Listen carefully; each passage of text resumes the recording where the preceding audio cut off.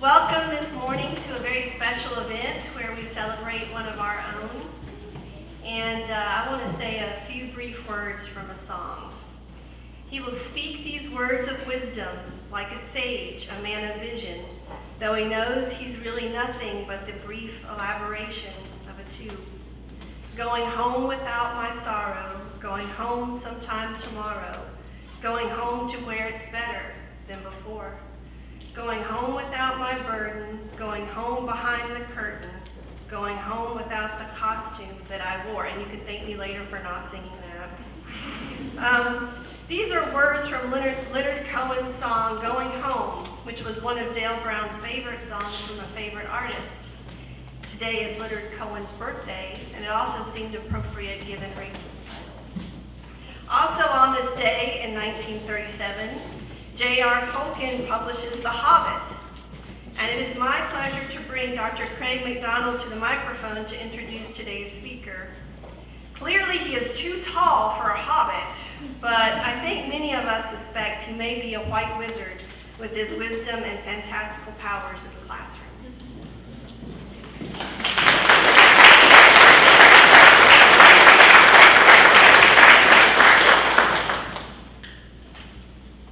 In C.S. Lewis's Great Divorce, the narrator describes a grand procession in heaven in honor, he believes, of some great saint. He is informed by his guide, George MacDonald, no relation, I'm sorry to say, that the head of the procession is, in fact, an ordinary woman named Sarah Smith, who on earth had lived in Golders Green, an ordinary neighborhood in London. The narrator pursues his inquiry. She seems to be, well, a person of particular importance. Oh, aye, she's one of the great ones. You have heard that fame in this country and fame on earth are two quite different things. And who are these gigantic people? Look, they're like emeralds who are dancing and throwing flowers before her. Haven't you read your Milton? 1,000 liveried angels lackey her. And who are all these young men and women on each side? They are her sons and daughters. She must have had a very large family, sir. Every young man or boy that met her became her son. Every girl that met her was her daughter. Isn't that a bit hard on her parents?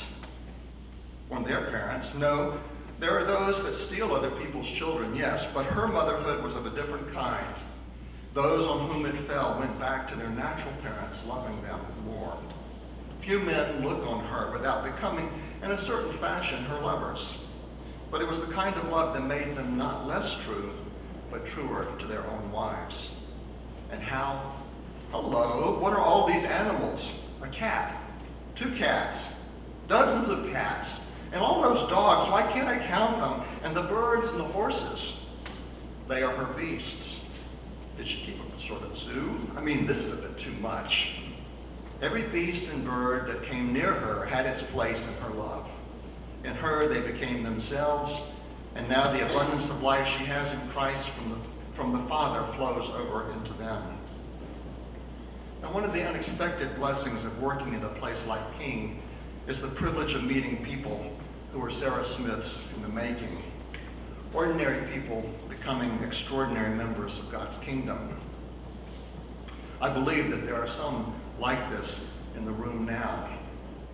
I'd also like to introduce you to one. I first heard of our speaker not long after she came to King.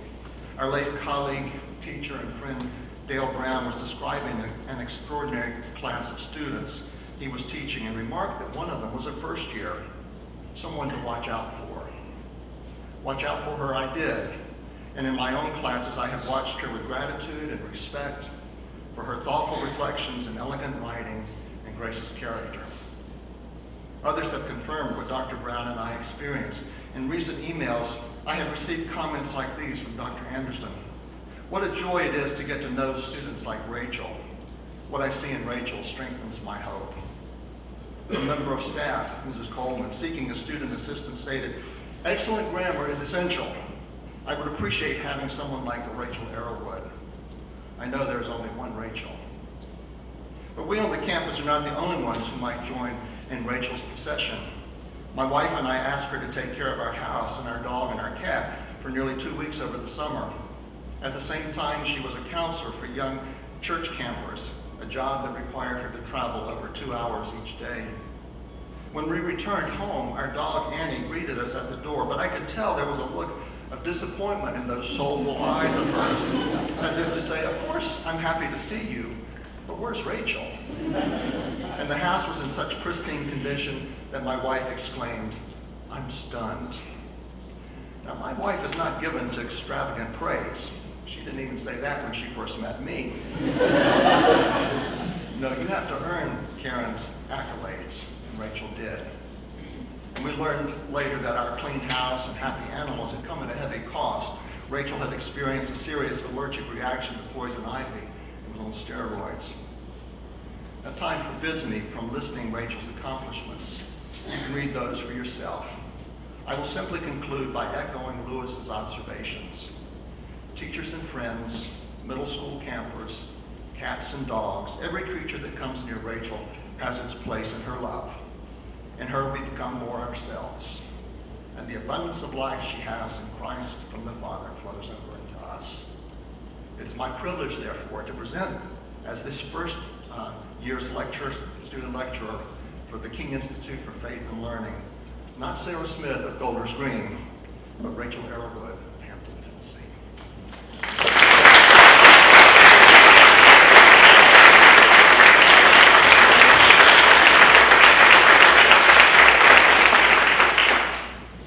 Welcome to all of you. Today is a day that I've been looking forward to with equal amounts of anxiety and excitement. Excitement because some of you genuinely care about what I have to say today, and anxiety because I hope I don't let you down. But whatever your reasons are for being here, whether it be simply for chapel credit, and you know who you are, or to listen to my accent, or just to be a smiling face in the crowd, I sincerely thank you. What I want to talk about today is an idea that's become increasingly important to me over the course of my time here at King, and even more so as I think about my upcoming graduation in the spring. But to explain what this is, I first have to communicate it through the best way I know how, and that's storytelling. So I've written several vignettes, and they're each dated but are in no chronological order, and they'll be concluded with a piece that's really the focal point of my lecture today. And so as I read these, if you'd like, you can change the names or the faces or the setting, however you need, because I imagine that my stories are also some of yours as well. So we'll begin somewhere around 2002. As I lay snuggled under my blankets, I looked down from the small peephole I had made on my top bunk and saw my mama. She was reading to us. My sister, I knew, was probably already asleep, but Mama kept reading. The soft glow of the lamp made out of a giant paper star hanging by my bed shone like an old friend. If I closed my eyes, I could still hear her soothing voice. She was reading about Pa Ingalls, and he was telling his own little girls about his encounter with a bear. Laura and Mary, two friends I'd grown awfully fond of, were enraptured by his tales, and so was I. Pa played his fiddle, and I could hear the music too, but the music I heard was the sound of my mama's voice reading to me just like it as I drifted off into a contented sleep. November 4th, 2014. It was cold, bitterly cold. The kind of cold that seeps into your bones and makes you feel like you might never be warm again. I got in my car to leave. It had been a long night, a long day really, one that had left me feeling drained and world-weary, and I had a long drive home ahead of me. I wasn't even in the mood to listen to music, which is normally a constant component of my driving. I just rode home in silence, thinking.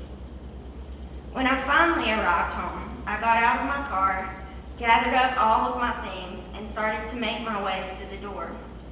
But something told me to look up. One glance at the sky was all it took to let me know that I was on holy ground. I'd never seen stars like that, but perhaps I'd never really seen the stars until that moment. They were dazzling, and I could hear them singing, it seemed. The only thing I could do in that moment, though, was get down, and there I was, lying in the middle of my driveway, looking up at the stars framed like a picture by the tops of the trees, with tears running down my face before I understood what was happening. I lay there for who knows how long, just looking, listening, with tears cutting tracks of ice into the skin of my face, until the cold finally bullied me into going inside. March 20th, 2011. It was a Sunday. I went to church. Adam was dead. Dead as in he was never coming back. A brother, a son, a 15-year-old, gone. And everyone wanted to talk about it. His death meant all sorts of things, apparently, but we were all going to be okay. This wasn't the end. I bet I heard it 100 times, and regardless of what anyone said, it felt indisputably like the end. I had to stand by his grave that afternoon, watch his family cry, help send balloons off into the air. It was intended to be a gesture of comfort, I suppose. He was free and we could be too. I looked around. The green hills of the farm we were at rolled out in every direction. The sun beat down. It was warmer than usual for March. Later that day, several of us kids from the church who had grown up together decided to go to the playground of a nearby elementary school where we'd been playing together our whole lives and decompress. We were all just sort of mindlessly playing, trying to escape the reality of what had happened. I climbed to the top of the slide that had seemed so tall to me as a little girl, just like I had hundreds of times before.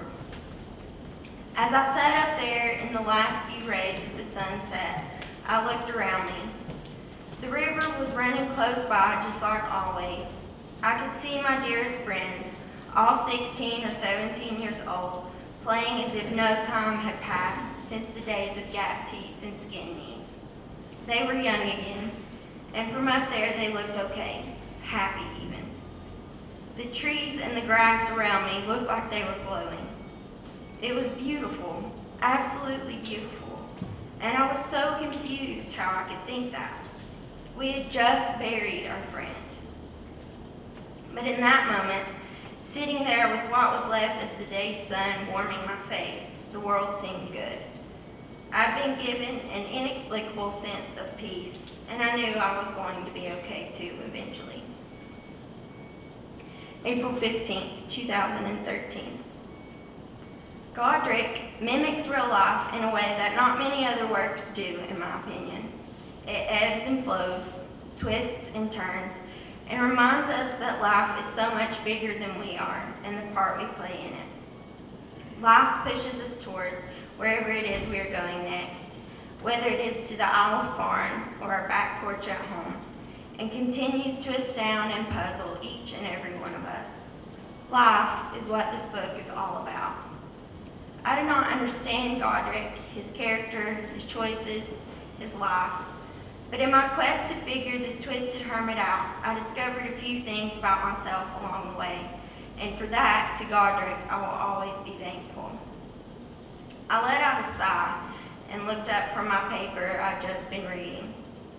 Some people were looking around, others were scribbling notes, and DB was just looking out the window, his hands together with the tips of his fingers touching his mouth. No one was saying anything. One by one, we had each read parts of the beacons that we had written about Godric. Beacons because they were to illuminate something important about the book. And I had psyched myself out by waiting to share my piece last, but I always did when it came to this class. I was just a freshman, and everyone else I felt was older, wiser, and much more brilliant and intuitive than I would ever be. But suddenly, after a few moments, but what felt like hours, DB let out a sigh. This has been one of the best days of my teaching career. Thank you. And then he just got up and walked to his office. Not a single one of us said anything. I don't know if we could have. We just sat there for a few moments, letting what had occurred, the uncomfortable beauty of it, sink in before we each gathered our things and left you. January 9th, 2014. It all started when I went to the funeral of a woman I'd never met. I've been told that funerals, among other things involving death, are every English major's dream. They make for good writing. But I guess I'm not your normal English major, because quite frankly, I think they're creepy. Creepy in the sense that I don't understand why humans stand in a line for hours just to look at a dead body. I get the idea of closure, but for whatever reason, there's a disconnect between me and this timeless ritual. I'd rather go on living without the memory of the straightforward and honest mourning, and perhaps that says something very telling about myself. But regardless of my inability to make sense of funerals, I went to this one all because of my daddy. Some of my oldest memories are of my daddy coming home from work and smelling like metal dust and grease and the grinding of gears. He works with machines, and he always has. Before I came along, he worked building hydraulic machines at a site in Bad Creek, South Carolina, and there he worked with one of his best friends, Mike. I'd never really heard of Mike much until now, or I didn't remember if I had. But it was Mike whose wife had died, and it was her funeral that my daddy asked me to attend with him. Though we both would have rather done anything else, we loaded up and bundled up and started driving towards Bakersville, North Carolina. My daddy grew up in a little town outside of Bakersville called Beuladine. Bakersville was where everyone from where my daddy lived went to shop or eat or go to the movies. And it's where the closest funeral home is for quite some distance. That's why my daddy and I were in Bakersville that night that seems not so long ago. I love going to Bakersville. It's one of those towns where you know you can find someone to tell you a good story without looking very hard. The town is settled right alongside Cane Creek, and along that creek are lampposts that make the town look like there's some sort of holiday celebration going on all year round. However, in the midst of all the joy I had to be back in this quaint little town, I was anxious too. Not only do I not like funerals, but I did not know anybody that was going to be at this one or for whom I was supposed to sympathize. I knew I would be fine because I had my daddy, but I had no idea what I was going to say to these people because I know, and everyone else knows, that sorry is just not enough. It never is when you lose someone. As I threaded my way through the line, I began to take in my surroundings. Most of the people there were older. They all wore the same sort of expression, sadness tainted by the exhaustion of having worked long and hard. Everyone there was tired. It was evident. As I approached the front of the chapel where the funeral was being held, the smell of the flower arrangements grew more pungent. I could see the pulpit, over which was a corded microphone hanging from one of the drop tiles in the ceiling. There was another microphone hanging in the corner over the instruments of what looked like a bluegrass quartet. Soon, I could see the casket. To distract myself, I asked my daddy how long it had been since he had seen Mike or his wife. His response was, "It's probably been about 20 years." And when I asked if Mike would even recognize him, he responded, "Probably not." And with that answer, my feeling out of place grew exponentially. Before I had time to recover, I was standing beside a dead body and was face to face with the man who had loved the previous tenant of that body for more than 30 years. My daddy did not even have to say a word. Mike knew who he was without a doubt and pulled him into a big hug. My daddy introduced me as his oldest, and all Mike could do was look at me with tears in his eyes and tell me that my daddy was the best friend he had ever had. I still am. That's what my daddy said to Mike with tears in his eyes too. They agreed to talk soon, and my daddy moved on, leaving me on my own. I reached out to shake Mike's hand, and he took it and held onto it. He just looked at me with fresh tears welling up in the corner of his eyes, and after a moment, he told me that he was so glad to finally meet me, and that I was one lucky girl to have my daddy. All I could say in that moment without crying myself was, "I know." I shook the hands of the rest of the people in the receiving line in a blur of emotions. Then we left. For supper, my daddy took me to a little diner in the heart of Bakersville called Helen's. We walked in the door and saw some of my cousins sitting at a nearby table. We went over to say hello, and sitting with them was Helen. The Helen from whom the diner got its name all those years ago. She was a shriveled little woman who looked like she wasn't really sure where she was, but I was still in awe that I was meeting this local legend. When we finished catching up and inviting everyone to come home with us, as is customary in this little corner of the world, my daddy and I made our way to our own table in the corner. We drank sweet tea, and we each ordered one of Helen's hamburgers. My daddy told me about coming to Helen's when he was a little boy after a Little League baseball game, and I could almost see him and those other little boys running around in their uniforms on a summer afternoon as he talked. We talked about when he went to school, and for the first time he talked about why he dropped out when he was just 16 years old, and I felt like I was being given a treasure too precious for me to hold. After we ate and we were on our way home, I started to think about that evening my daddy and I had just shared. It was one of those evenings I would never forget. I knew it then, and I know it now too. I'd seen what was home to my daddy. Now his home is with my mama and my sister and me, but our evening spent in that funeral home surrounded by his old friends, and later at Helen's is home for my daddy too. He carries those places in his heart. That evening was special because when my daddy told me he dropped out of high school all those years ago because he felt lost in the brand new consolidated Mitchell County High School, he reminded me that he felt lost just like I do lots of times now as a college student. It was incredible and good. We talked and laughed and remembered. I saw things I never expected to see, past the surface of it all. And I realized on the dark ride through the curvy mountain roads back home that what I just experienced, the funeral and the dinner with my daddy, with all its uncomfortableness and wonder, felt like home to me too. In his book, Longing for Home, Frederick Buechner states, "Home is a place where you feel you belong and in which, in some sense, belongs to you. A place where you feel that all is somehow ultimately well at any given moment."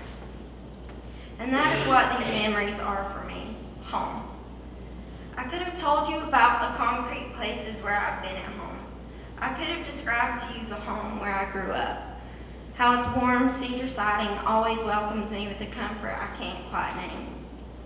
I could have told you about the place where my mama lives, and the big weeping willow watching over the creek in her backyard that never failed to provide my sister and me with a place to have adventures when we were barely tall enough to reach most of its branches. I could have told you about all sorts of tangible places, but home for me is made up of flashes, spots in time. It exists for me on the top of that slide in 2011, just as much as it does for me in that cedar farmhouse where I grew up. The idea of home is one that has become important to me over the last several years, but it really started in Dale Brown's American novel class my sophomore year. We were reading some very southern novels like Giordino's Storming Heaven, Faulkner's The Sound and the Fury, and Ron Rash's Serena. And one day, after a conversation with Emily Satterwhite, who you all may remember as one of the lecturers for the King Institute a few years ago, this idea latched on to me. The idea of what home really was, after reading so many novels about characters who were trying to figure this out for themselves, became something I had to uncover. I had to know what this word meant at its very core, at least from my perspective. As I began to think more about this idea, I realized that I am most likely not alone in this quest. We are each of us looking for a home, especially those of us who are in college looking at the graduation that is hopefully quickly approaching. We feel the pressure of finding a place to belong, not only on this planet somewhere, but in our jobs, in our relationships, and in all the things that we love. And this journey for a sense of belonging is not one that stops after reaching one milestone or another. The search for home continues our whole lives. Maya Angelou once said that the ache for home lives in all of us, the safe place where we can go as we are and not be questioned. And she is right. That ache lives inside of me. It guides me in my decisions and thinking, as I'm sure it does for many of you too. And in pondering Angelou's statement, I would ask, why do we ache for this feeling of belongingness, for a sense of home? It's a question I've asked myself over and over again. Why does it matter that we belong? I think it is because at our very core, we each long to be known, truly and terrifyingly known. We crave to feel as if someone or something knows the very essence of who we are, and to know someone or something else equally well. But it seems that feeling is one we rarely encounter. We constantly feel misunderstood and alone, world-weary from the incessant searching. But how do we find it?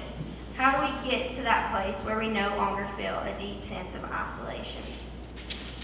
Further along in his book, Longing for Home, Buechner discusses his main character, Antonio Parr, or Tono, from the Book of Bed.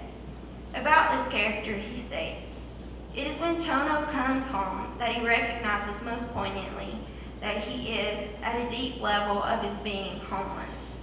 And whatever it is that he is missing, he will spend the rest of his days longing for it and seeking to find it." I'll follow this quote by saying, to those of you who have not read the Book of Bed especially, that Antonio Parr has just come back home from a rather life-changing experience that turned his world upside down for the most part. It's almost guaranteed that his home won't feel the same to him on his return. But what Buechner says here about Tono rings true for all of us. We are each essentially homeless. As dynamic beings, as people who constantly move and change, we're always looking for new ways and places to feel at home, to be at home.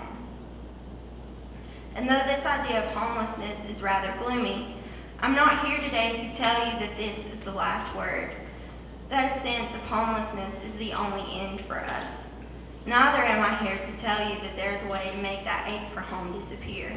If I knew what that was, I would have tried it long ago myself.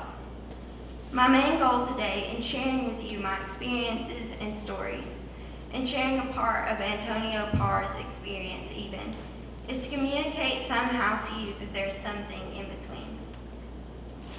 We're all familiar, I think, with the Elizabeth Barrett Browning quote that earth is crammed with heaven, and every common bush afire with God. Earth, with all its bad days and bad news, is stuffed full, its seams stretched tight, with heaven. It's everywhere we look, as long as we are awake and seeking to find it.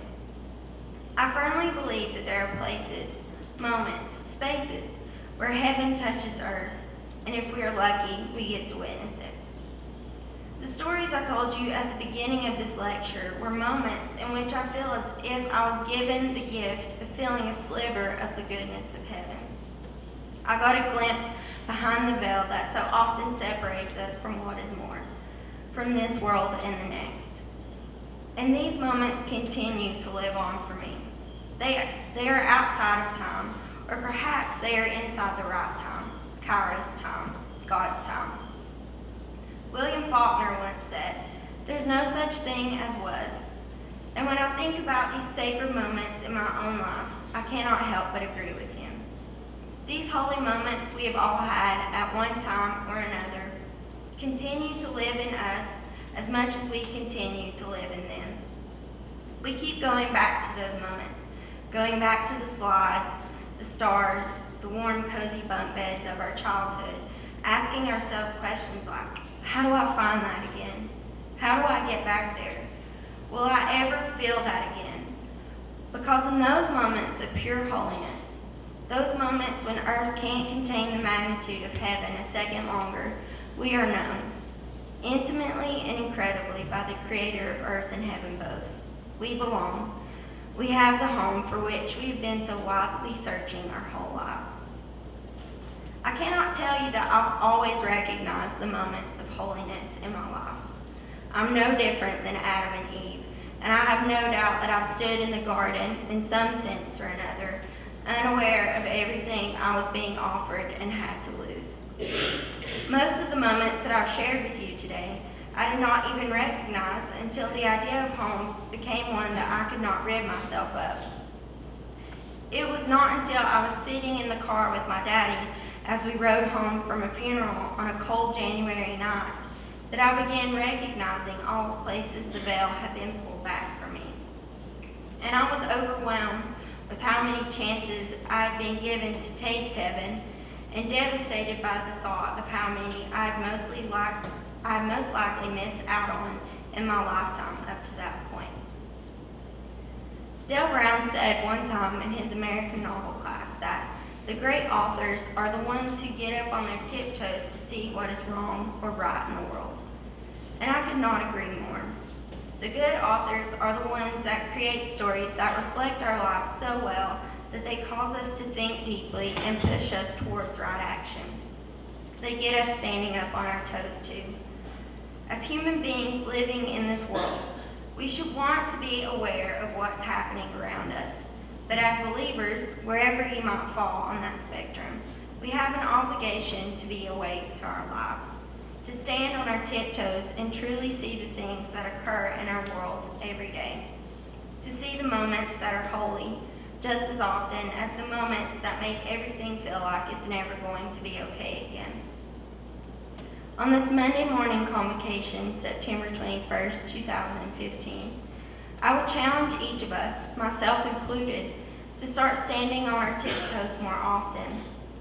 Perhaps we might begin recognizing the holy moments of our lives, not by some grand occurrence or by hearing some ominous voice in the sky, but by the unexpected grace they offer us, or the simple, complete goodness of how things are in the space in which you find yourself. We have to pay attention to the whispers. We have to count everything as having a reason. Who says that the way the sun was shining in one of your favorite memories was not specifically for you? The beauty of the world that you take the time to stop and recognize has just as much of a chance being a coincidence as it does being a gift for you in that moment. I have no doubt that the stars shone the way they did in November last year so that I would see them and take the time to stop and notice, to rejoice in the fact that they were there and I was there to enjoy them. In his first memoir, The Sacred Journey, Frederick Buechner is describing his time in the Army when he remembers a particular moment when he asks another soldier for his extra turnip and it drops to the ground. He picks it up out of the dirt and reflects. I saw suddenly, as if from beyond time altogether, that not only was the turnip good, but the mud was good too. Even the drizzle and the cold were good. Even the army I had dreaded for months. I could see, at least for a moment, how if you ever took truly to heart the ultimate goodness and joy of things, even at their bleakest, the need to praise someone or something for it would be so great that you might even have to go out and speak of it to the birds of the air. Buechner was awake to his life, even at its bleakest. He was able to see beyond the veil, because he took on what Barbara Brown Taylor describes in her book, An Altar in the World, as a sacramental view of things. We can find our home when we are folding laundry just as easily as we can when we are on a mission trip to a third world country. We can find it in walking to our classes, in the work we do here, in the conversations we have with one another. Even in our worst moments, we can find our home. Earth is crammed with heaven. Home is all around us. Belonging waits for us patiently, expectantly just on the other side of the veil. As John Milton's Adam and Eve are told at the end of Paradise Lost, we carry paradise, what's behind the veil, in our hearts. We have the capability to find our home while we are here on this earth so ardently searching for it. We have only to be humble in receiving it, committed to looking for it, and filled with gratitude for the gift that it is.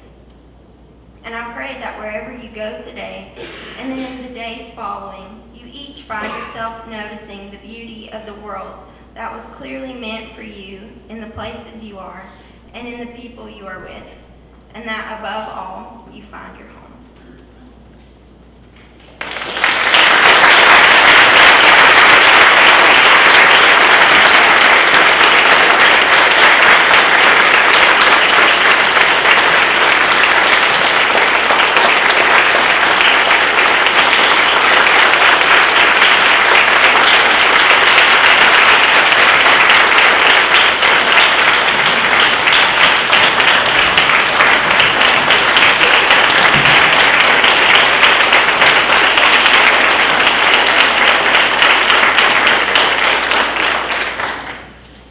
Well, I hope that you will take Rachel's words and her perspective to heart.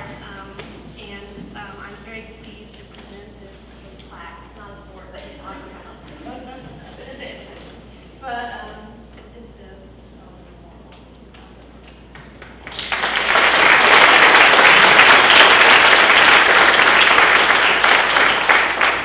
And I think that our next speaker, who is Scott Cairns, will have a hard time following that performance.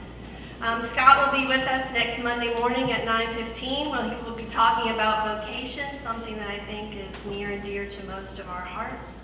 And in the evening, he will be at Christ the Savior Greek Orthodox Church in Bluff City, and I know it's a bit of a drive, but there will be refreshments for you there. So I'm assuming some sort of Greek lovely food, and if Joseph Fitsinakis were here, I'd make some sort of joke about it, but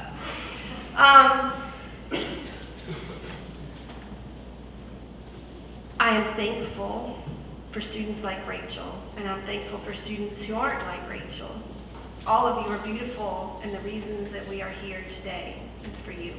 So thank you very much. And in the words of this new Cinderella movie that I love dearly, it's low culture, Rachel's high, and I'm low. Have courage and be kind. Thank you.